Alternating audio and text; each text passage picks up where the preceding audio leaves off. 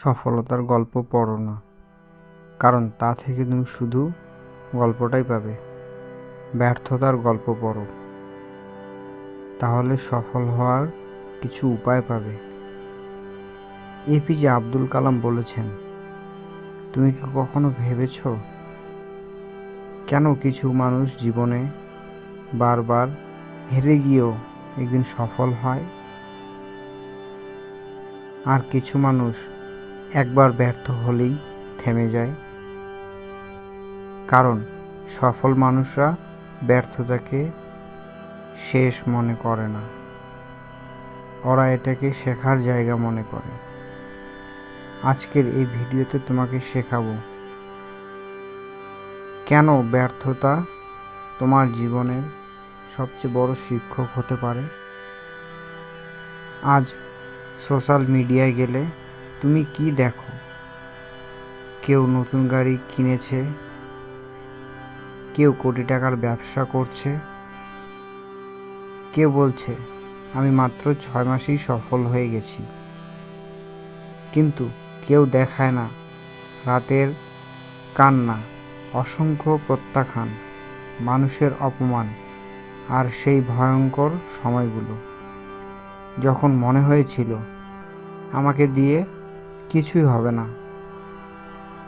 সফলতার গল্প শুধু ফলাফল দেখায়, কিন্তু ব্যর্থতার গল্প দেখায় সেখানে পৌঁছানোর যুদ্ধটা। আর জীবনের বেশি দরকার যুদ্ধ শেখা, শুধু জেতা দেখা না। আব্দুল কালামের জীবন ছোটবেলায় খুব গরিব ছিলেন। পড়াশোনার খরচ চালানোর জন্য তিনি সংবাদপত্র বিক্রি করতেন। ভাবো, যে মানুষটা পড়ে পুরো বিশ্বের কাছে মিজাইল ম্যান নামে পরিচিত হলো, সে একসময় সাধারণ একটা ছেলে ছিল, কিন্তু তার জীবনেও ব্যর্থতা ছিল। তিনি একবার বিমান বাহিনীর পাইলট হওয়ার স্বপ্ন দেখেছিলেন, ইন্টারভিউ দিলেন, কিন্তু ব্যর্থ হলেন। হ্যাঁ, যে মানুষটা পড়ে কোটি তরুণের অনুপ্রেরণা হলো, সে নিজেও বড় একটা স্বপ্নে ব্যর্থ হয়েছিল, কিন্তু তিনি থেমে যাননি। কারণ তিনি বুঝেছিলেন একটা ব্যর্থতা মানে জীবনের শেষ না,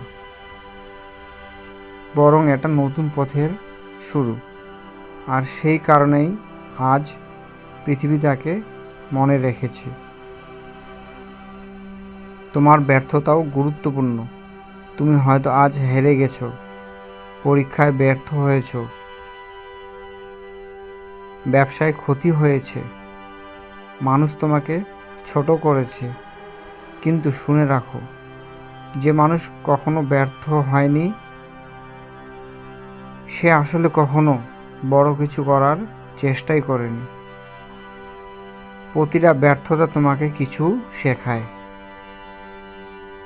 কাউকে বিশ্বাস করতে, নিজেকে বদলাতে, আর আগের চেয়ে শক্ত হতে। তাই আজ থেকে সফলতার চকচকে গল্প দেখে নিজেকে ছোট ভাবা বন্ধ করো। ব্যর্থতার গল্প পড়ো, কারণ সেখানে লুকিয়ে আছে সফল হওয়ার আসল রাস্তা।